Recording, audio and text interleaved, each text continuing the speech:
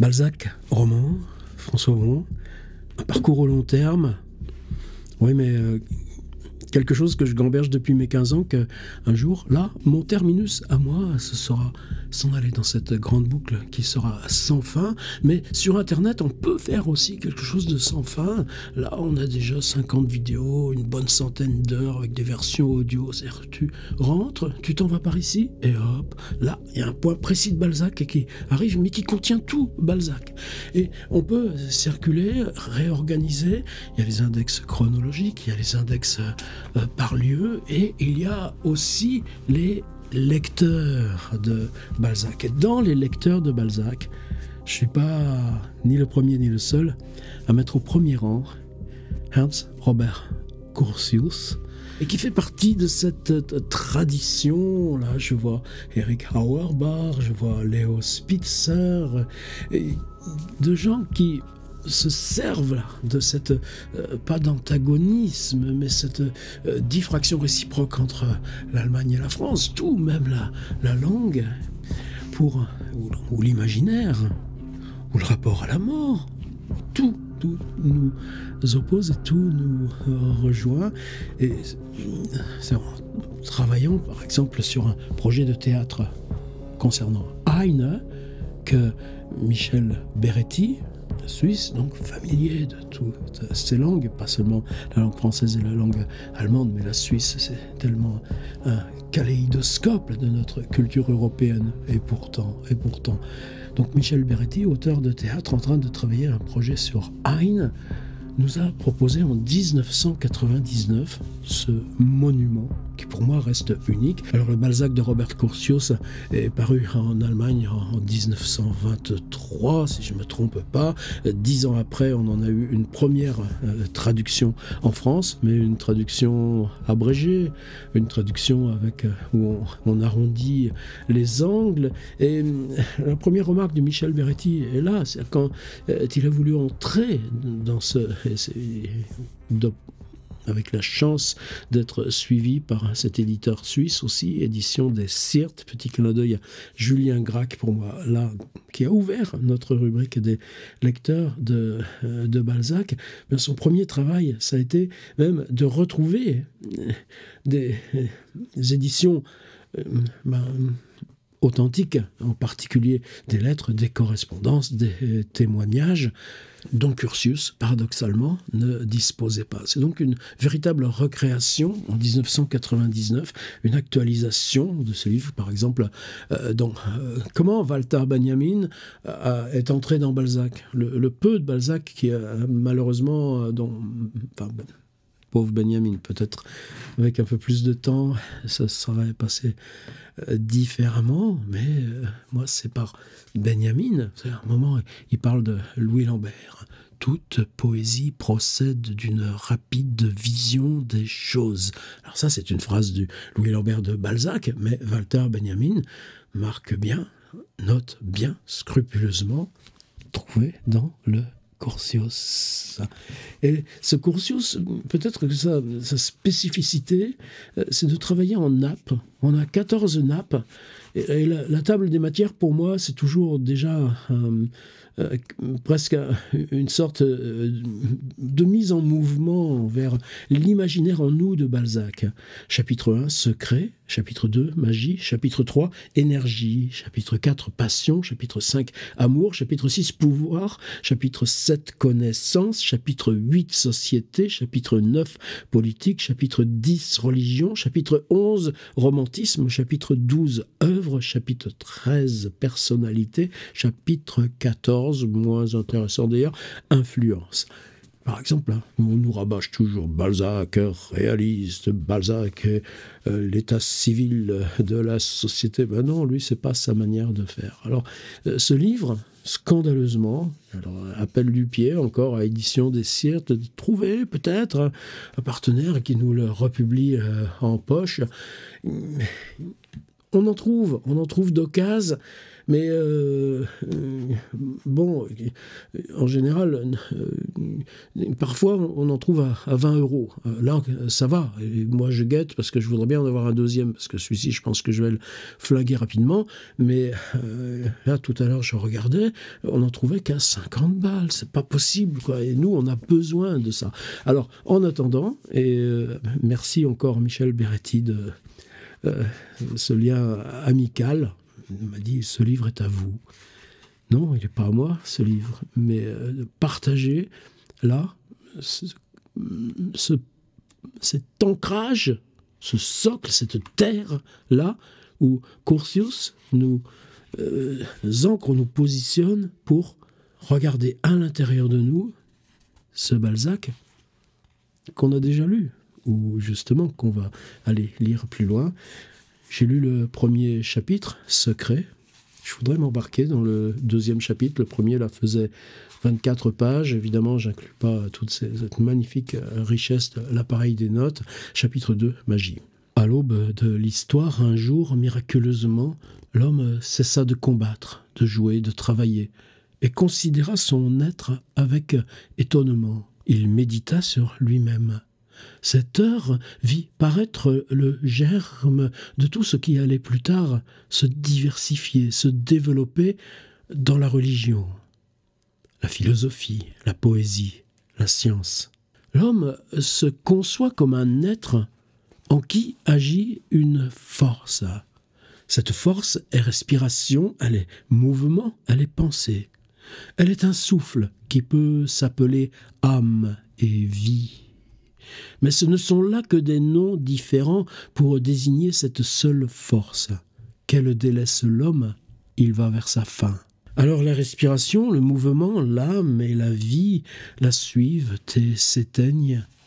Cette force doit habiter le corps. Une telle force doit habiter tout ce qui est doué de mouvement, de vie, de souffle, les animaux, le vent, le feu et même la pierre, car l'aimant a la force d'attirer le fer.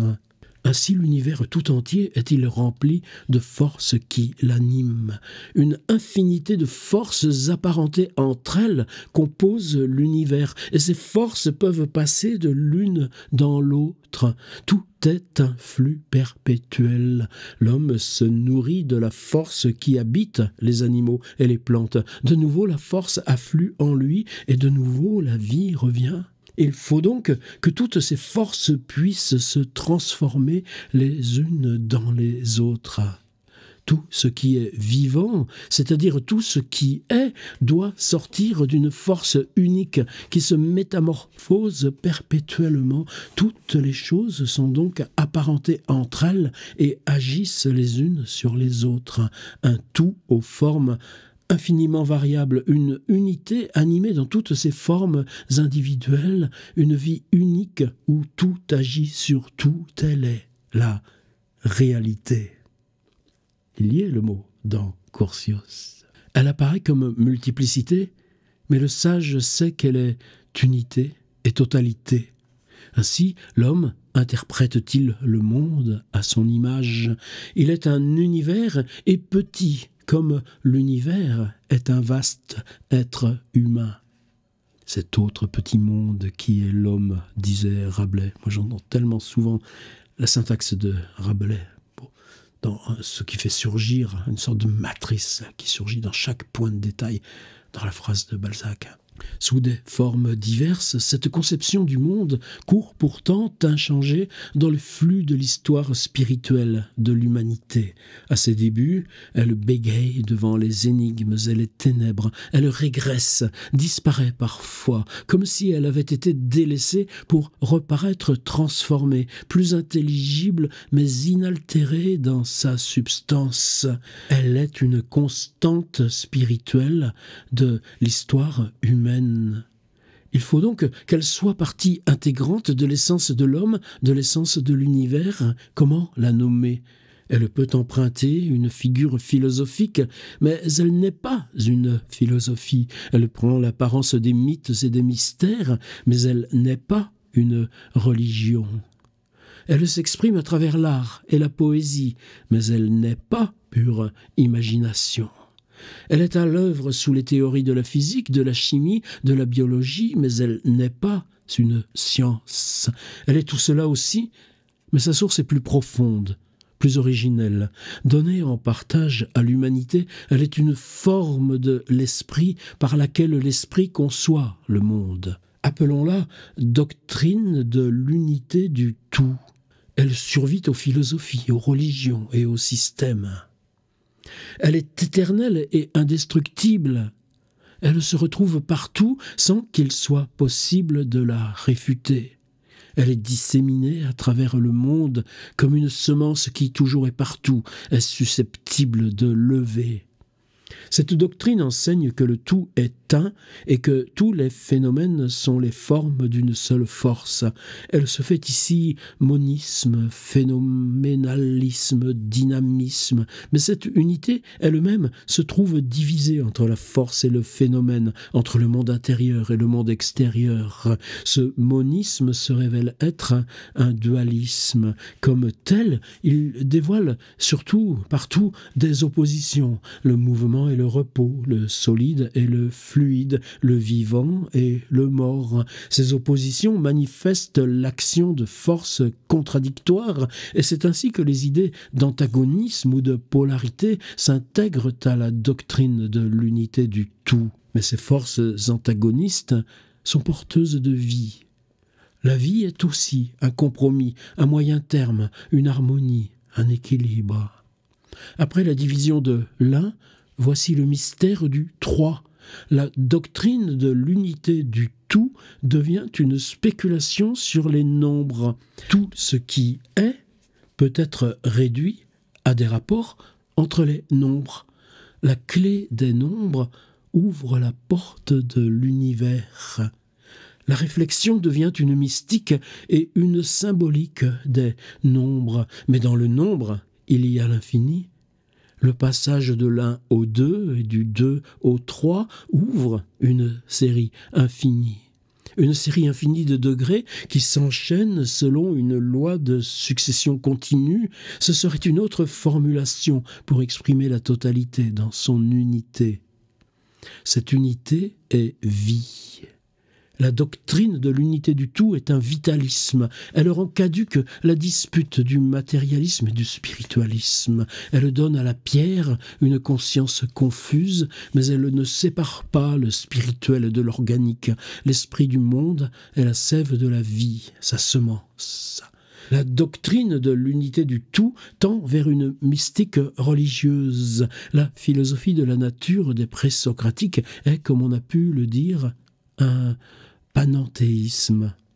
Il en va de même pour celle de Giordano Bruno et de ses contemporains. Mais cette philosophie de la nature peut aussi se trouver associée au théisme. Une fois posée la loi de la série infinie, Dieu se montre dans le monde et se révèle jusqu'au terme de la hiérarchie complète des êtres. Une telle mystique reste fort éloignée du dogme et de la mystique de l'Église, car cette dernière n'admet dans sa théologie que l'âme de l'homme, et elle ne retient de la vie que l'esprit. Elle laisse la nature en dehors de Dieu. À cela, les mystiques de l'unité du tout rétorquent que la nature est elle aussi issue de Dieu, que Dieu, par conséquent, se trouve aussi dans la nature et que la nature élève jusqu'à Dieu.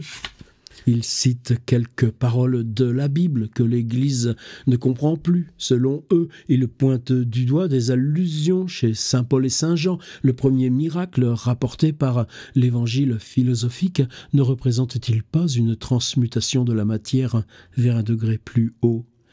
La doctrine de l'unité du tout accueille tout en elle. Elle relie tout dans le mélange de toutes choses. Les seules doctrines qu'elle rejette sont celles qui procèdent par exclusion, Elle écarte le spiritualisme parce qu'il ne veut reconnaître que l'esprit.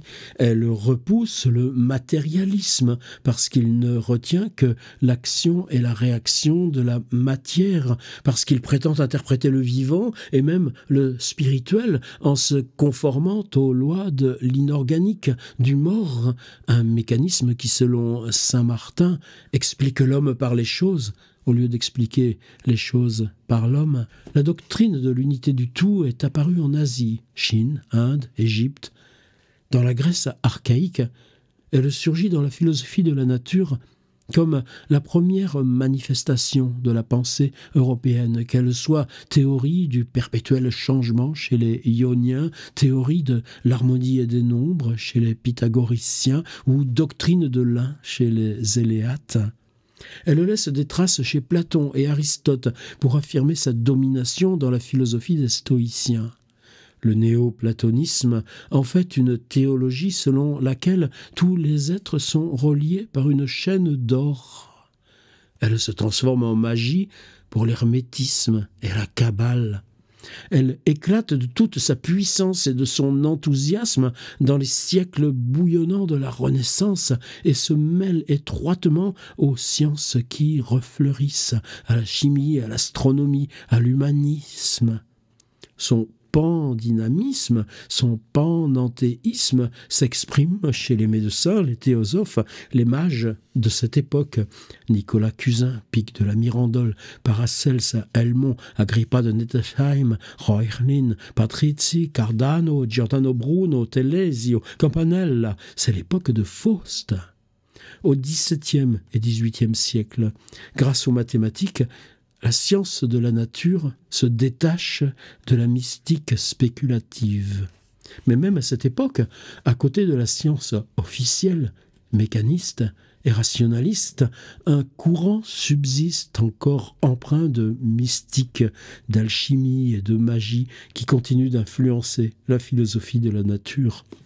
Dans son esprit universel, Leibniz, qui est demeuré en relation avec les Rose-Croix et les mystiques, a repris et transformé la doctrine de l'unité du tout pour en donner une formulation si subtile et si brillante qu'elle en est presque insurpassable. Le monde est pour lui un système de centres de force vivant et doué d'une âme hiérarchiquement et harmonieusement ordonnée. Tout est bien et tout est un. Je ne méprise presque rien, avait-il coutume de dire. Vivant au sein de la totalité, il voulut réconcilier les églises divisées, organiser les sciences par académie, créer une langue internationale du savoir. Leibniz a imprimé sa marque sur un courant de la philosophie de la nature en France au XVIIIe siècle, illozoïste et en partie mystique que la philosophie des Lumières a trop tendance à éclipser. Illozoïste, Buffon et Diderot le sont, l'un avec un accent dualiste, l'autre moniste.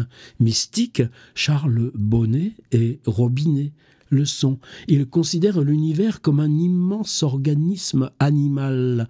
Pour Bonnet, tous les êtres, depuis l'atome jusqu'au chérubin le plus élevé, forment une chaîne. Ébahi, il rêve la Jérusalem céleste dans laquelle l'ange sera le plus médiocre des êtres intelligents. Chez Robinet, la loi de la continuité de Leibniz se mêle à l'idée de perfectibilité des Lumières. Il prophétise un temps où l'homme, surmontant la division des sexes, parviendra au stade de l'hermaphrodite, en qui s'unissent les beautés de Vénus et les beautés d'Apollon. Comme Leibniz, Robinet relie la doctrine de l'unité cosmique à la question du plaisir. Mais tandis que Leibniz cherche à minimiser l'importance du mal, Robinet affirme le primat du dualisme. L'un des chapitres de son œuvre principale, intitulé « De la nature » 1761-1764, traite de l'équilibre nécessaire des biens et des maux dans la nature. L'emploi de la notion d'équilibre remonte à la plus ancienne philosophie des Grecs, mais à la suite des découvertes des sciences naturelles des XVIe et XVIIe siècles, cette notion prend une nouvelle signification. Depuis le XVIe siècle, l'astronomie puis la philosophie traitent du double mouvement de l'univers. Vers 1600, on commence à s'occuper du phénomène fondamental des corps magnétiques, de l'attirance des pôles contraires, de la répulsion des pôles de même charge. Avec le galvanisme, le XVIIIe siècle saisit une nouvelle fois l'importance de ce phénomène. En physiologie, le XVIIIe fait une autre découverte parallèle en différenciant les mouvements de contraction et d'expansion. Par-dessus tout, ce qui passionne les esprits, c'est la découverte par Newton de la loi de la gravitation. C'est une ironie de l'histoire que la science empirique, en dépit de ses buts et de ses méthodes expressément mécanistes, se soit trouvée mise à contribution pour donner à la philosophie dynamique de la nature ses principes les plus importants. La théorie de la gravitation a conduit la physique à définir un nouveau couple opposé, l'attraction et la répulsion. Au XIXe siècle, va s'ajouter une nouvelle opposition, celle de l'intégration et de la désintégration. Fouillé, s'emparant chez Spencer des concepts opposés de contraction et d'expansion, cherche alors à réduire la biologie à la physique. La théorie de la gravitation devait encore assigner au phénomène de l'équilibre une nouvelle actualité politique. Toute une série de penseurs français, aujourd'hui oubliés, ont essayé de faire de la loi de la gravitation un principe applicable à l'univers tout entier. Antoine Lassalle publie en 1788 sa « Balance naturelle » ou « Essai sur l'art de perfectionner et d'employer ses organes propres et acquis ». Pierre-Hyacinthe Azaïs prend sa succession avec des compensations dans les destinées humaines 1809, le système universel 1810-1812, explication universelle 1826. Il attribuait à tous les êtres un besoin d'expansion et expliquait ce qui pouvait se passer dans le monde par la polarité du couple dilatation-compression. De la balance entre ces deux forces découle l'équilibre de l'univers. De telles constructions philosophiques ne pouvaient que s'attirer les violentes attaques des deux côtés. Zélotes de la tradition religieuse, tout comme savants naturalistes, Bernardin de Saint-Pierre rejetait la force de gravité parce qu'elle empiétait sur le libre choix de la Providence. De son côté, l'astronome Laplace, se faisant le champion de la physique, combattait avec vigueur ces généralisations chimériques de la loi de la gravitation. Mais cela n'empêcha pas Azaïs et d'autres esprits qui lui étaient apparentés de trouver un écho dans les cercles intellectuels des amateurs. Henri de Saint-Simon, le philosophe social, a passé des années à édifier un système de la gravitation universelle et en 1810, il lança au monde cette profession de foi « Je crois en Dieu ». Je crois que c'est Dieu qui a créé l'univers. Je crois que c'est Dieu qui a soumis l'univers à la loi de gravitation. On sait que Fourier, lui aussi, a construit son système social sur la loi d'attraction universelle. Pour lui, la sympathie éprouvée par un être à l'égard d'un autre n'était qu'un cas particulier de cette loi. Attraction, équilibre, compensation sont des formules que le principe d'antagonisme des forces rapproche du pandynamisme. Mais au XVIIe siècle, le pandynamisme a de nouveau assimilé ces formules à partir de la mécanique moderne et depuis jusqu'à notre époque, il n'a cessé de les utiliser dans les sens les plus différents et dans des domaines les plus variés. Pour ne donner qu'un exemple, la notion de compensation joue un rôle important dans cette nouvelle forme du dynamisme qu'est la psychanalyse. Les sciences naturelles modernes ont allié les principes dynamiques aux méthodes des mathématiques, mais les partisans du pandynamisme se sont retrouvés dans les théories de la transformation élaborées par la biologie et l'énergétique. De leur côté, les naturalistes ont vu, la plupart du temps, dans les anciennes formes du dynamisme, des pressentiments dénués de tout caractère scientifique, au mieux pré-scientifique.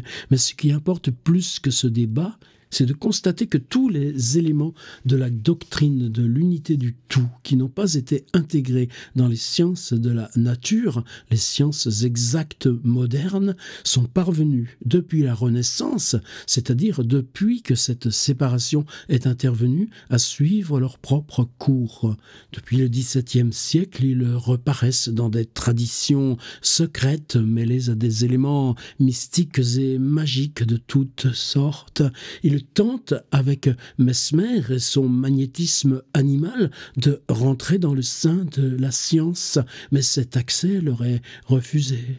Puis, à l'époque du romantisme, ils fusionnent en un puissant courant dans la philosophie de la nature. Ensuite, chassés de nouveau, ils trouvent avec l'occultisme une existence pseudo-scientifique jusqu'au jour où, alliés peut-être aux sciences expérimentales, ils connaîtront une nouvelle fécondité.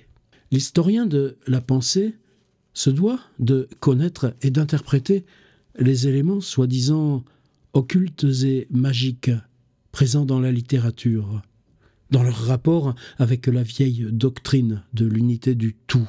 Et cela importe tout particulièrement pour Balzac. J'allais dire, il était temps qu'il prononce le nom, Curtius. Balzac apportait en effet avec lui l'intuition que le monde pris dans sa totalité était une unité. Tout est un. Ce savoir nourrit son œuvre. Vue de l'extérieur, son œuvre peut paraître anthropocentrique, alors qu'elle est, vue de l'intérieur, cosmocentrique. C'est là une des facettes du secret de Balzac. Ce soi-disant réaliste est un mage que d'autres mages modernes, comme Papus, ont réclamé pour adepte, aux côtés de Goethe ou de Edgar Poe. Tous les critiques ont été frappés par la dissémination de ces éléments soi-disant occultistes dans la comédie humaine. Presque tous s'en sont scandalisés, comme d'une offense à l'esprit du sacro-saint réalisme. Mais si, au lieu d'y voir des bizarreries isolées, on les considère comme l'émanation d'une force dont Balzac nourrit sa pensée et sa création, ces éclats éparpillés prennent une toute autre signification. Je ne cherche nullement à donner à l'occultisme ou la magie de nouveaux adeptes, mais à faire comprendre la pensée et l'art de Balzac dans son noyau même, en usant pour caractériser sa conception du monde du terme magisme, un mot que Balzac a lui-même utilisé. Nous partirons d'un symbole.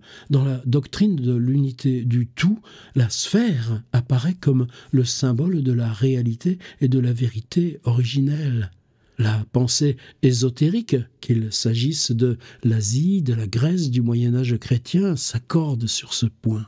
Dans les cosmogonies de l'Inde et de l'orphisme grec, à l'origine de toute chose est l'œuf du monde, œuf divin ou réceptacle des dieux. Pour Parménide, l'un est une sphère. Le mythe platonicien décrit la race des hommes d'avant la séparation des sexes comme sphérique, conçue sur le modèle de la forme des astres, comme un cercle. Telle est la conception platonicienne de la cité idéale. C'est sous la forme de sphères concentriques que les hommes de l'Antiquité et Dante, au début du chant 14 du Paradis, et 30, 103, 105, encore avec eux, imaginent la construction de l'univers. Bien arrondi. Ainsi, Empédocle qualifie-t-il la vérité. Sphera intelligibilis cuius centrum ubique circumferentia nusquam, sphère spirituelle dont le centre est partout et la circonférence nulle part. C'est la définition de Dieu que donne une vieille sentence hermétique citée par les scolastiques. On rapporte de saint Benoît que Dieu lui apparut sous la forme d'une boule de feu. Dans les siècles suivants, cette symbolique de la sphère, adoptant des formes variées, revient sans cesse. Le romantisme lui a redonné vie. Adam Müller projeta un ouvrage qui devait traiter de la forme sphérique de toute science. Il n'est pas jusqu'à notre mouvement spirituel allemand contemporain qui n'ait trouvé avec la pensée sphérique son représentant. Friedrich Gundolf y fait allusion en parlant de Goethe et de Stefan Georg. Que signifie le symbole de la sphère? L'infini refermé sur soi, la totalité concentrée dans son unité. La sphère a une forme finie, et pourtant elle est sans commencement. En elle, tout est relation avec tout. Elle concrétise l'infini. Pour la doctrine de l'unité du tout, il ne peut y avoir de commencement. Du point de vue de la totalité, le commencement est un mystère, un problème insoluble. Héraclite enseigne « Communs sont dans le cercle le commencement et la fin ». Les néoplatoniciens affirmaient que l'œuvre de Platon n'a pas de commencement, car elle ressemble à la forme parfaite du cercle. Et Hegel, dans les premiers paragraphes de l'encyclopédie, discute la difficulté qu'il y a à trouver un commencement, attendu que dans son immédiateté même, tout commencement implique toujours une supposition, ou plutôt est toujours lui-même une supposition. Rien ne peut être un commencement, sinon tout. Novalis l'exprime ainsi: toutes les vicissitudes de notre vie sont des matériaux dont nous pouvons faire ce que nous voulons. Tout est le premier membre d'une série infinie, le commencement d'un roman infini. La vérité n'a pas de commencement, mais l'esprit fini qui la reflète ne peut faire autrement que de postuler un commencement, mais il ne peut que le poser comme un mystère, ou en d'autres termes, il doit mettre au commencement le mystère. La pensée linéaire ignore ce problème, mais la pensée de l'unité du tout ne peut jamais être linéaire. Si le tout est un infini refermé sur soi, la pensée ne peut être qu'un mouvement refermé sur soi. Ou pour parler symboliquement, si l'être est sphérique, la pensée ne peut être que cyclique. Il faut saisir ces rapports si l'on veut comprendre pourquoi le premier regard que nous avons jeté sur Balzac instaurait le mystère. Pourquoi son œuvre ne se développe pas selon la loi d'une progression linéaire, mais d'une expansion concentrique, d'une croissance circulaire? Pourquoi, enfin, elle est constituée de couches cycliques? Tout cela trouve son origine dans la conscience cosmique de l'unité du tout. Conformément à ces références, nous retrouvons dans l'œuvre de Balzac la symbolique de la sphère et du cercle. À l'improviste, et ce caractère de soudaineté n'est pas le moins significatif, à différents endroits de la comédie humaine, on tombe sur le symbole magique de la sphère. Ainsi dans Z Marcas, abruptement, notre globe est plein, tout s'y tient, peut-être reviendra-t-on quelque jour aux sciences occultes. Ici, la forme sphérique du globe terrestre représente l'étroite et magique corrélation de toutes choses. Transposée sur le plan cosmogonique, la même conception reparaît chez Desplein, l'illustre médecin de la comédie humaine, dont le modèle serait le génial chirurgien Dupuytren. Desplein voit la Terre comme un œuf, l'atmosphère terrestre comme un sac générateur. Sur le plan de la technique de l'art, la même symbolique revient dans la bouche du vieux Frauenhofer lorsqu'il veut transmettre ce qui est pour lui l'essence de la peinture. Frauenhofer, dans le chef-d'œuvre inconnu, rejette les contours marqués puisque le corps humain ne se termine pas par des lignes. La nature offre un enchaînement de lignes courbes qui s'entrecroisent. Strictement parlant, le dessin n'existe pas. Il n'y a pas de lignes dans la nature où tout est plein. Ces révélations de Frauenhofer sur le secret du modelé proviendraient selon la tradition d'indications fournies par Delacroix. C'est du moins ce que prétend une légende née du vivant de Balzac.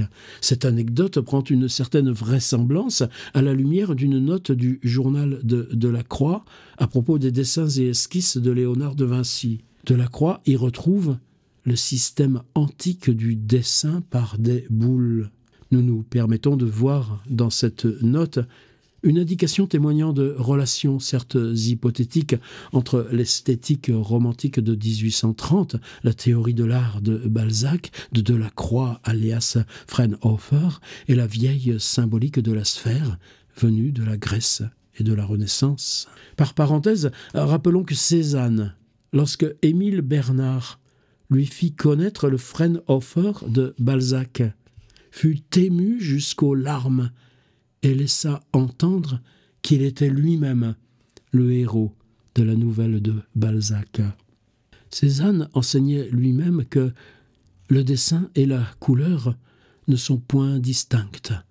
Lorsque Frauenhofer fonde sa théorie sur l'axiome « dans la nature tout est plein », c'est ce même axiome que nous citions précédemment dans Z. Marcas. On reconnaît l'analogie entre la doctrine de l'art et la doctrine magique de la métaphysique, et à travers elle, l'originalité et l'unité de la pensée balzacienne. Voyons à présent quelle signification majeure prend le concept d'unité chez Balzac. Ici aussi, si l'on veut saisir les liens de sa pensée, il faut combiner des allusions éparses et obscures. L'unité est pour Balzac un principe mystique, le sceau de l'absolu. Lamartine nous rapporte ces mots, le thème divin, c'est l'unité. Dans un article qu'il consacre à Stendhal en 1840, Balzac, parlant des principes de l'art, écrit « La loi dominatrice est l'unité dans la composition, que vous placiez cette unité soit dans l'idée mère, soit dans le plan.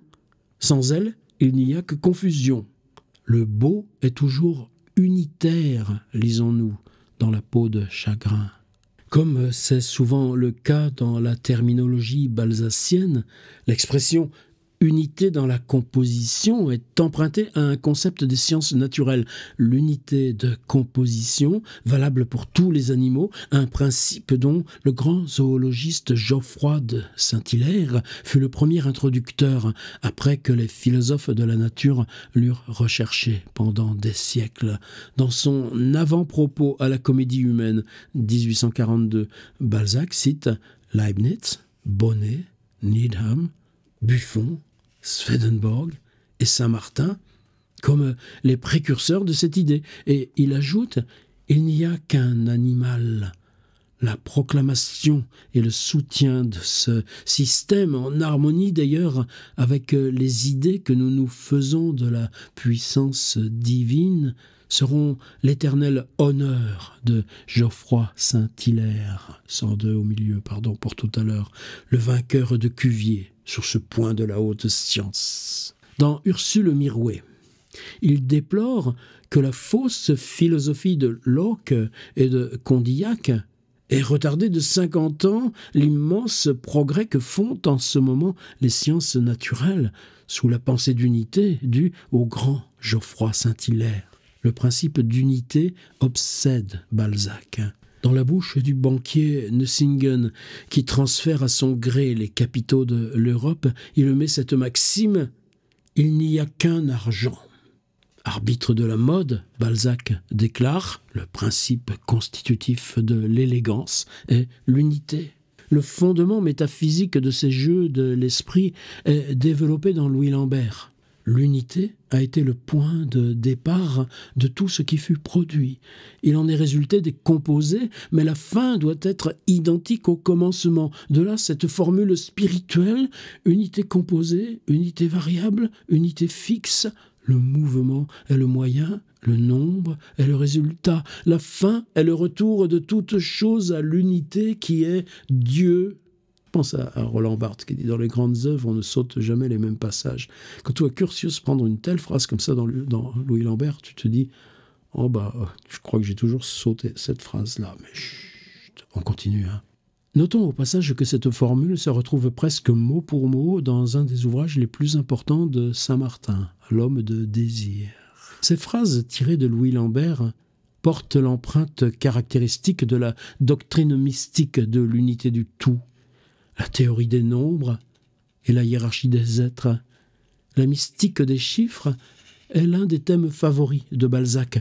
L'adoration pythagoricienne pour le 1, d'où sortent tous les nombres et qui représente la matière 1, celle pour le nombre 2, la première agrégation et le type de toutes les autres, celle pour le nombre 3 qui de tout temps a configuré Dieu, c'est-à-dire la matière, la force et le produit, ne résumait-elle pas traditionnellement la connaissance confuse de l'absolu ? Balzac parle aussi à l'occasion du triangle social que formeraient l'art, la science et l'argent. Mais c'est surtout le nombre 2 qui prend une signification particulière pour la pensée balzacienne. Une polarité universelle domine sa vision du monde et de l'homme. Chez l'homme, c'est en premier lieu la polarité du cœur et du cerveau. Balzac revient souvent sur cette opposition. Que sa vie soit dominée par son cœur, c'était même là un de ses secrets. Chez le célèbre magnétiseur Dupotet, à qui il avait un jour rendu visite, il donna la main à une somnambule. Elle prit la main de Balzac, qu'elle lâcha presque immédiatement, effrayée. « Qu'est-ce que c'est que cette tête-là » s'écria-t-elle. « C'est un monde !» « Cela me fait peur. » Balzac continue son récit. Elle n'avait pas regardé au cœur. Elle avait été, dit-elle, éblouie par la tête. La polarité physiologique est parfois remplacée par une triade. Balzac distingue alors le centre cérébral, le centre nerveux et le centre aéro-sanguin, avec ce commentaire qui va nous importer. Le second peut se substituer au premier, de telle sorte que l'on peut entendre sans oreille, voir sans yeux. Le plexus solaire remplace alors tous les organes sensoriels et permet à l'esprit de voir et d'entendre. Tout ceci correspond aux vieux enseignements ésotériques. On peut apprendre, en lisant Saint-Martin et la plupart des théosophes et occultistes modernes, que le plexus cardiacus est le siège des facultés maîtresses. En revanche, le cerveau se voit attribuer la voix magique et le cœur la voix théurgique. Mais on peut encore découvrir chez Balzac d'autres formes du dualisme humain, comme l'opposition décrite par Buffon entre le principe animal et le principe spirituel de l'homme. Balzac aime à rappeler la formule de Buffon « homo duplex ». C'est aussi le dualisme de l'homme intérieur et de l'homme extérieur. Ces deux principes peuvent parfois se séparer. Balzac explique ainsi toute une série de phénomènes occultes. C'est enfin l'opposition du principe masculin et du principe féminin que dépasse l'hermaphrodite, cette vieille doctrine dont les kabbalistes piquent de la mirandole, les mystiques comme Böhme, que Saint-Martin tenait pour son maître, Bahader, que Balzac connut. Se firent les interprètes trouve donc sa place chez Balzac, sa Séraphita est un être hybride, à la fois homme et femme, entre l'humain et l'ange, un hermaphrodite mystique. Lorsqu'il publie son livre mystique en 1835, il écrit dans la préface « Il a fallu être passionné dès l'enfance pour ce magnifique système religieux, la mystique, avoir rêvé l'être aux deux natures, avoir ébauché la statue, bégayé le poème qui devait occuper toute la vie pour pouvoir en donner aujourd'hui le squelette. » Et là, merci Coursios, merci Michel Beretti. J'ai entendu cette lettre, préface au livre mystique de 1835. Alors après, évidemment, je me précipitais. Séraphita, c'est encore un livre qui me ferait peur à lire aujourd'hui encore. Peut-être au cours du voyage, j'espère bien, mais pas encore. Il écrit dans la préface « Il a fallu être passionné dès l'enfance pour ce magnifique système religieux, la mystique, avoir rêvé l'être aux deux natures, avoir ébauché la statue, bégayer le poème qui devait occuper toute la vie pour pouvoir en donner aujourd'hui le squelette. » Les deux natures dont il est question ici paraissent réunir le dualisme de l'homme et de la femme et celui de l'humain et de l'ange. Or, la nature angélique est, nous le verrons, un des thèmes principaux de la mystique balzacienne. Dans la peau de chagrin, l'opposition éternelle de l'homme avec lui-même sera caractérisée comme son essence. Citation, « L'antithèse humaine se découvre partout là où l'âme se retourne puissamment sur elle-même. » Je dirais, c'est l'adverbe, puissamment, qui change tout.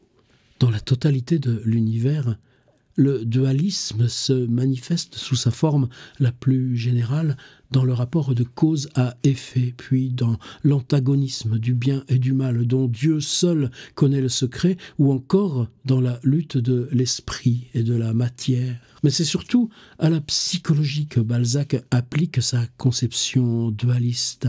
Là, il s'empare de toutes les formules d'antithèse élaborées par la philosophie de la nature au XVIIe et XVIIIe siècle. Action-réaction, attraction-répulsion, concentration-expansion, dilatation-compression. Dans le domaine de l'esthétique, enfin, cette polarité se reflète encore dans l'opposition entre peinture et dessin, mélodie et harmonie, style idéal et imagé. Nous ne ferons que signaler, pour le moment, ce système antithétique et le fond de la quête balzacienne d'une synthèse universelle. Pour atteindre cette synthèse, Balzac a cherché à exploiter le plus efficacement possible toute la science de son époque. Mais la science moderne ne pouvait satisfaire un esprit mystique et spéculatif comme le sien. C'est pourquoi Balzac, en dépit de son admiration pour les recherches contemporaines, a toujours cru en une science supérieure qu'il appelait, reprenant une expression de Saint-Martin, magisme.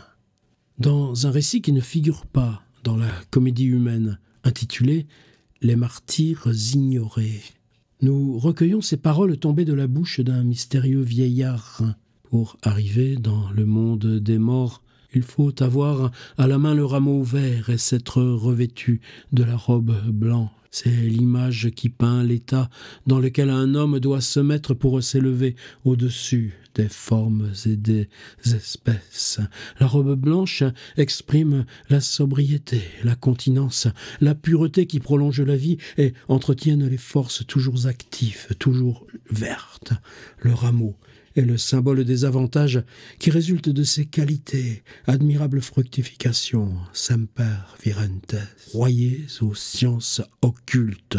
Le plus grand nombre des hommes les nie, rien de plus naturel. Elles ne sont connues que par des hommes clairsemés dans l'humanité, comme dans une forêt, les arbres qui restent verts quand les autres sont dépouillés. Béchet, Stahl, Paracelse, Agrippa, Cardan sont de ces hommes incompris aussi, bien que les alchimistes accusaient tous de chercher à faire de l'or. Faire de l'or était leur point de départ, mais croyez-en le témoignage d'un vieux savant. Ils cherchaient mieux. Ils voulaient trouver la molécule constitutive. Il cherchait le mouvement à son principe. Dans les infiniment petits, il voulait surprendre les secrets de la vie universelle dont ils apercevaient le jeu. La réunion de ces sciences constitue le magisme. Ne le confondez pas avec la magie. Le magisme est la haute science qui cherche à découvrir le sens intime des choses. Laissons cela, je n'en parlais qu'avec ce pauvre Saint-Martin qui s'est laissé mourir et qui avait des connaissances en ce genre. Nous avions formé le projet d'aller dans les Indes, mais il n'était pas assez entreprenant, quoique tourangeau. Fin de la citation et petit sourire. Balzac, pour le tourangeau, pas pour la théorie. Balzac a donné lui-même dans un exposé systématique du magisme, essai dans Louis Lambert, un roman qui ambitionne en même temps de relater l'histoire du développement d'un génie. Le système de Louis Lambert nous est présenté comme le déploiement de pensées conçues dès la plus tendre enfance du penseur. À 5 ans, Louis Lambert se plonge dans la lecture de la Bible. Cette lecture a, citation, décidé de sa destinée. Fin de citation. Il lit ensuite pêle-mêle des ouvrages religieux, philosophiques, historiques, scientifiques et même des dictionnaires. Tout cela avec une égale passion. Pendant ses années de collège, il est attiré par les auteurs mystiques. Notre esprit est un abîme qui se plaît dans les abîmes. Enfants, hommes, vieillards, nous sommes toujours friands de mystères sous quelque forme qu'ils se présentent. Fin de citation. Mais ce n'est pas seulement le plaisir éprouvé à l'approche du mystère, c'est aussi, citation, son goût pour les choses du ciel pousse l'enfant à lire. Il lit Sainte Thérèse, Madame Guyon et surtout Swedenborg. À cette époque, citation, messieurs de Saint-Martin, de Jean et quelques autres écrivains étaient presque seuls qui, dans l'Empire français, connussent le nom de Swedenborg. Fin de citation. Leurs écrits donnent à sa soif de connaissance un nouvel aliment. Plus tard à Paris, il se lance dans des études scientifiques. Il devient simultanément un analyste de la vie sociale. Il contemple une société en voie de décomposition et il se sent par là poussé à rechercher une nouvelle science universelle capable de déterminer les rapports entre Dieu et l'humanité et de résoudre les problèmes sociaux et politiques.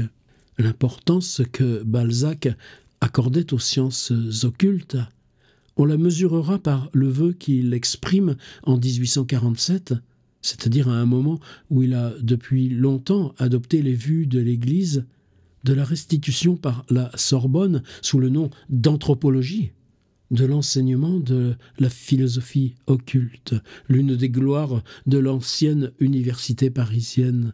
En ceci, l'Allemagne, ce pays à la fois si grand et si enfant, a devancé la France, car on y professe cette science bien plus utile que les différentes philosophies qui sont toutes la même chose.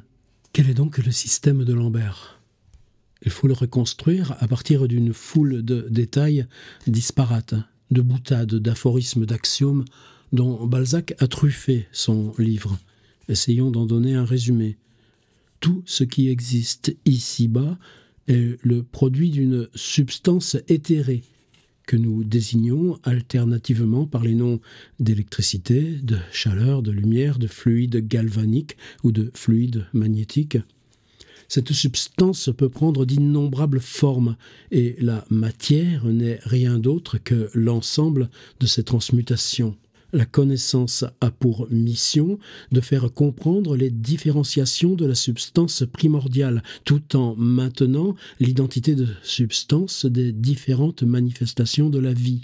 Dans le cerveau de l'animal qui fonctionne lui-même à la manière d'un matra, la substance primordiale se transforme en énergie psychique ou, comme dit Balzac, en volonté. Les différents genres d'êtres vivants correspondent à des combinaisons diversement dosées de substances et de volonté. À l'intérieur des genres, les diverses espèces se différencient suivant le milieu.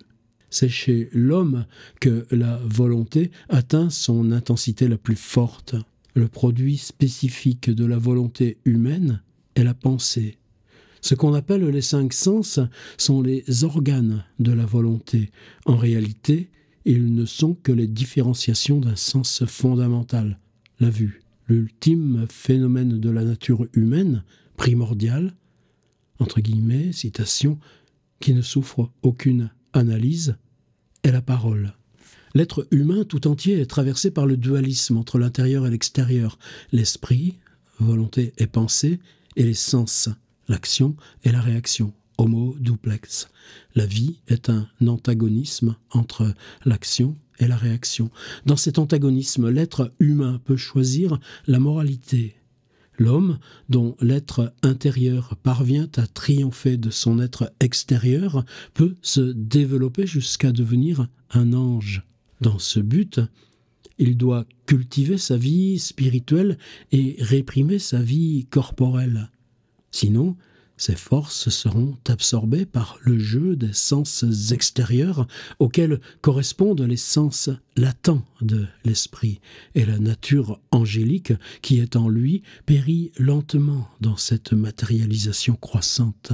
Par contre, si on la cultive comme il faut, l'âme croît au détriment de la matière et cherche à se séparer d'elle. Une séparation temporaire de l'âme et du corps est possible du vivant de l'homme. La séparation ultime est consommée avec la mort. Alors commence, pour l'ange, sa vraie vie. Tout ce qui est appartient à un ordre hiérarchique. Au-dessus des 3 règnes de la nature s'érige un 4e règne, le monde humain des idées. Les idées sont des êtres vivants, des créations, comme le sont les fleurs. Le monde des idées se divise lui-même en 3 sphères, l'instinct, l'abstraction, et Balzac use ici d'une expression assez maladroite, la spécialité. Tout ce qui est appartient à un ordre hiérarchique. Au-dessus des 3 règnes de la nature s'érige un 4e règne, le monde humain des idées. Les idées sont des êtres vivants, des créations, comme le sont les fleurs. Le monde des idées se divise lui-même en 3 sphères, l'instinct, l'abstraction, et Balzac use ici d'une expression assez maladroite, la spécialité. La majorité des hommes restent captifs de l'instinct. Une minorité atteint le degré de l'abstraction, c'est-à-dire la pensée consciente. À l'abstraction commence la société. De l'abstraction naissent les lois, les arts, les idées sociales. Citation, « Elle est la gloire et le fléau du monde. La gloire, elle a créé les sociétés. Le fléau, elle dispense l'homme d'entrer dans la spécialité qui est un des chemins de l'infini. » Fin de citation. La spécialité, Balzac fait dériver le terme de species, de speculum, de speculari, qui consiste à voir les choses du monde matériel, citation, aussi bien que celles du monde spirituel dans leurs ramifications originelles et conséquentielles. Fin de citation, est une vision globale, intérieure et purement spirituelle de la réalité. Citation, l'intuition est une des facultés de l'homme intérieur dont le spécialisme est un attribut. Fin de citation. Le génie représente un type de transition, un degré intermédiaire entre les sphères de l'abstraction et de l'intuition. L'intuition est donc la forme la plus adéquate et le plus haut degré de la connaissance. Toutes les formes imparfaites de la connaissance ne sont rien d'autre qu'une manière de voir confuse et médiate. Tel est le schéma du magisme de Balzac. C'est de là qu'il faut partir pour interpréter les éléments occultistes disséminés dans Louis Lambert et à de nombreux endroits des œuvres de Balzac. Partout se retrouve l'application de ce principe. Dans tous les êtres agit une substance éthérée identique. S'il en est ainsi, toutes choses sont en interdépendance, en interaction, en jeu les unes avec les autres, tandis que la causalité des sciences naturelles est linéaire.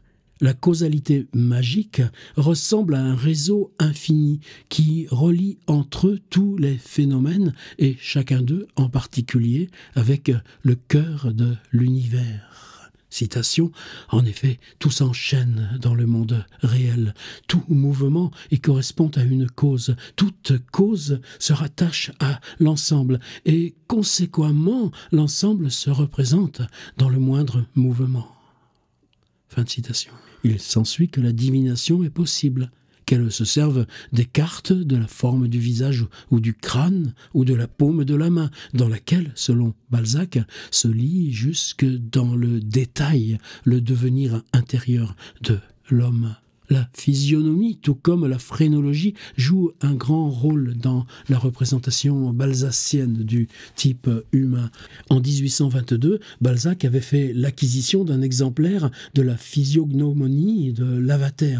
Et en 1835 encore, il projetait d'écrire pour un recueil une biographie du docteur Gall, le fondateur de la phrénologie. Dans l'un de ses romans, il préconisait de faire de la phrénologie une science auxiliaire de la psychiatrie. Outre la divination par les cartes ou la forme corporelle, Balzac tenait pour possible la prophétie dès lors qu'elle repose sur la vision intérieure. Tout événement matériel est préfiguré dans une cause immatérielle et quiconque peut apercevoir cette cause peut prédire l'événement. L'histoire du fermier Martin de Gallardon avait frappé les esprits du temps de la jeunesse de Balzac. Sur la foi de ses visions, il avait révélé à Louis XVIII des événements cachés. Bien qu'il fût enfermé dans un asile d'aliénés, ses partisans le vénéraient comme un prophète. Balzac en fait aussi mention. Il s'était d'ailleurs pratiquement convaincu lui-même de l'existence de la seconde vue. En 1843, il relatait pour Madame Hanska sa visite chez le cartomancien Balthazar. Citation, « Cet homme possède le don de seconde vue, car il vous a décrite à moi comme s'il vous voyait. » En 1832, il proposait au médecin Chapelain, citation, de chercher quelques somnambules bien lucides pour la mettre aux prises avec les causes du fléau. Il parle de l'épidémie de choléra qui touche alors la France. Et en 1835, il projetait d'engager lui-même des somnambules pour n'être plus abusé par personne. Le phénomène de seconde vue du somnambule avait été popularisé par la théorie du magnétisme animal de Mesmer et de son école. Mesmer, 1733-1815, était devenu célèbre en 1779 par sa découverte. Pour ses partisans, avec lesquels Saint-Martin était en relation, elle venait conforter les vieilles traditions occultes. En même temps, ils incorporaient la découverte de Mesmer aux phénomènes électromagnétiques de la physique, au galvanisme, au magnétisme et aux formes contemporaines de l'occultisme. À la fin du XVIIIe siècle et au début du XIXe siècle, ces problèmes occupaient vivement les esprits, au point de devenir un véritable phénomène de mode pour la bonne société. Napoléon lui-même aborda cette question. Citation, « Qu'est l'électricité, le galvanisme, le magnétisme ?» déclara-t-il un jour à Sainte-Hélène. « Là repose le grand secret de la nature. » Fin de citation. Il se lança ensuite dans des théories semblables à celles que l'on pouvait trouver dans les livres de cette époque. Balzac vit en Mesmer un esprit d'exception qui avait redécouvert, citation, « la science jadis cachée au fond des mystères d'Isis, de Delphes, dans l'antre de Trophonius. » Fin de citation. Il pensait que les Égyptiens, les Chaldéens, les Hindous et les Grecs s'étaient adonnés au magnétisme et que Jésus l'avait transmis à ses apôtres. Que les savants aient rejeté Mesmer représentait à ses yeux une honte pour la France. Par le magnétisme, Balzac convertit le sceptique docteur Minoret à la foi en Dieu et à la piété du bon catholique.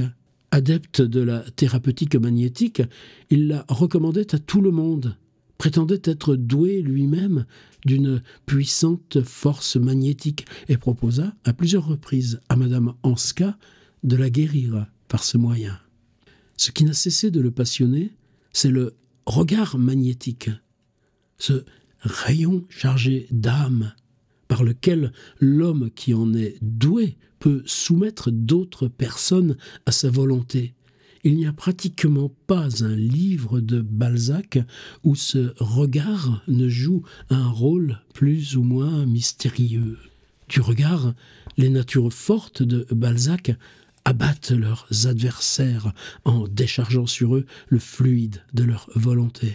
Selon Balzac, il suit en cela Bonnet et les autres philosophes de la nature du XVIIIe siècle, il est possible que le sentiment se condense chimiquement en un fluide à peu près pareil à celui de l'électricité. Bonnet, Saint-Simon et d'autres auteurs avaient posé l'existence d'un fluide nerveux qui serait la cause des mouvements de l'âme. On rejoint ici la théorie de la polarité cosmique du solide et du fluide. La lutte de ces deux éléments, citation, qui restent toujours en quantité égale dans l'univers, serait, selon Saint-Simon, le phénomène cosmologique fondamental. On retrouve de nouveau ici ces spéculations des anciens Grecs que la Renaissance avait transmises et qui avaient captivé les romantiques allemands. Citation de Novalis. combien peu encore ont approfondi les mystères de l'élément fluide. Les gens enivrés ne ressentent que trop bien cette volonté supraterrestre du fluide. Et finalement, toutes nos sensations agréables ne sont que des formes diverses de ces mouvements fluidiques qui s'agitent en nous. Encore Novalis, la pensée, encore du galvanisme. La pensée est un mouvement musculaire. Balzac a maintes fois débattu du phénomène du fluide, débats qui ont laissé des traces caractéristiques dans son langage. Toutes les actions humaines sont liées à une dépense de fluides vitaux. La volonté est le roi des fluides. Elle est transmissible par le regard, la voix, le geste, formes dans lesquelles la force vitale se projette au dehors. Entre toutes les forces magiques, cette volonté magnétique occupe la place la plus élevée. Elle est créatrice de vie. Elle peut aussi la détruire. En effet, une rapide concentration d'idées, de forces, d'émotions produisent dans l'âme des formations de poisons ou d'acides qui peuvent submerger la vie intérieure et tuer. Dans son avant-propos à la Comédie humaine, Balzac précise son rapport au magnétisme. Citation, « Dans certains fragments de ce long ouvrage, j'ai tenté de populariser les faits étonnants, je puis dire les prodiges de l'électricité qui se métamorphose chez l'homme en une puissance incalculée. Mais en quoi les phénomènes cérébraux et nerveux qui démontrent l'existence d'un nouveau monde moral dérangent-ils les rapports certains et nécessaires entre les mondes et Dieu ? En quoi les dogmes catholiques en seraient-ils ébranlés? Le magnétisme animal, au miracle duquel je me suis familiarisé dès 1820, les belles recherches de Gall, le continuateur de Lavater, tous ceux qui depuis 50 ans ont travaillé la pensée, comme les opticiens ont travaillé la lumière. Deux choses quasi semblables conclut, et pour les mystiques, ces disciples de l'apôtre Saint Jean, et pour les grands penseurs qui ont établi le monde spirituel, cette sphère où se révèlent les rapports entre l'homme et Dieu. Dans les théories balzaciennes du magnétisme, la doctrine des fluides se mêle aux considérations empruntées à la chimie. La chimie, on le comprend, est un élément fondamental de la philosophie magique de la nature. Le magisme sera donc défini par Balzac comme, citation, « la connaissance des principes en fusion, les causes de la vie avant la vie ». L'un des héros faustiens de Balzac, Balthazar Claës, cherche à déchiffrer l'absolu en établissant les principes d'une chimie unitaire. Ainsi, la science moderne aurait-elle succédé à l'alchimie ? À l'aide, citation, du principe commun à l'électricité négative et à l'électricité positive, fin de citation, les éléments pourraient être décomposés. Alors parviendrait-on à découvrir, citation, la cause suprême de tous les effets de la nature. L'alchimiste était en quête de la mystérieuse substance qui serait le principe de la vie. Sa possession devait aboutir à un triple résultat: transmutation de la matière en une matière plus pure, prolongation de la vie, fabrication de l'homme artificiel. Le fiat homo secundum artem ne pouvait que fasciner puissamment cet artiste créateur de personnages vivants. Mais la prolongation de la vie et la transmutation de la matière font aussi partie de ses idées de prédilection. La confidence des Ruggieri est un roman alchimique. L'alchimie y est défendue contre les accusations de cupidité. La composition de l'or n'est qu'un accident de sa quête, et d'athéisme. Citation, « N'accusez pas d'athéisme ceux qui veulent l'immortalité », proteste le vieux Ruggieri. À l'exemple de Lucifer, nous jalousons Dieu, et la jalousie atteste un violent amour. La doctrine de Ruggieri coïncide dans ses principes avec la philosophie magique de la nature de Louis Lambert. Balzac prétendait qu'il avait été initié à la doctrine secrète des alchimistes par un vieil homme, enseignement que celui-ci avait lui-même reçu du comte de Saint-Germain. Le comte de Saint-Germain, spirituel diplomate chargé par Louis XV de missions politiques, avait tenu l'Europe en haleine entre 1750 et 1780 par sa mystérieuse personnalité. Rien n'empêchait en effet le comte d'avoir reçu l'enseignement des alchimistes. Il affectait d'avoir personnellement connu Charles Quint et François Ier. Sans doute était-il déjà passablement âgé. Certains prétendaient savoir qu'il avait dansé aux noces de Cana. En réalité, il était probablement le fils de la reine Marie-Anne d'Espagne et du banquier portugais Adamero, mais Balzac n'en aurait pas volontiers convenu, tant il aimait ce nimbe de mystère dont des aventuriers comme Saint-Germain et Cagliostro se paraient en plein siècle des Lumières. Balzac est toujours fidèle à l'alchimie. Lorsqu'en 1840, le procès de l'empoisonneuse Lafarge eut attiré l'attention sur les recherches de Berzelius, il se réjouit hautement de ce que l'organisme humain put produire de l'arsenic et lança triomphalement, citation, « Il faut admettre rigoureusement que nous sommes à la veille de trouver la pierre philosophale. » Le fait de s'intéresser en même temps, ici et partout, à l'ancien, au nouveau, à la science moderne et à la tradition occulte, est tout à fait caractéristique de Balzac. Ce comportement peut surprendre, il est pourtant facile à comprendre. Il n'y avait pour lui qu'une seule vérité, immuable, une seule parole originelle, éparpillée dans l'histoire du monde en 1000 symboles, la répétant toujours. Toute vision magique du monde est en même temps une symbolique. Dans tous les phénomènes de la nature, dans tous les rites, les cultes, les mythes, les mystères des religions, dans toutes les créations de l'art, elle interprète les symboles sur le mode magique de l'analogie. Aujourd'hui, les hiéroglyphes ne sont plus gravés sur les marbres d'Égypte, je cite, mais dans les mythologies qui sont des verbes animés. Que la mythologie, plus qu'une fable ou un jeu esthétique, soit le travestissement symbolique d'une vérité philosophique, c'est là une conception inséparable de la philosophie de la nature mystique et romantique. Au XVIIIe siècle, des esprits imaginatifs comme Antoine-Joseph Pernetti avaient interprété les mythes de l'Égypte et de la Grèce comme autant d'allégories de la sapience hermétique. Puis sous la Restauration, c'est Ballanche qui déchiffre dans les mythes du monde antique les symboles poétiques d'une révélation religieuse primitive. C'est à travers lui et ses disciples que le romantisme français s'est assimilé le symbolisme mythologique. La sympathie de Balzac pour le mystère était trop puissante pour qu'il ne fût pas irrésistiblement attiré par ce courant de son époque. Déjà, dans la physiologie du mariage, il signale, citation, « le goût inné des Grecs pour les mystères ».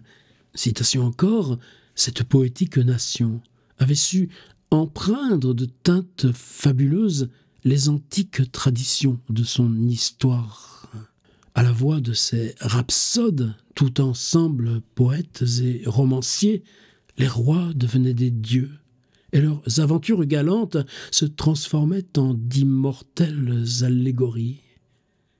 Fin de citation.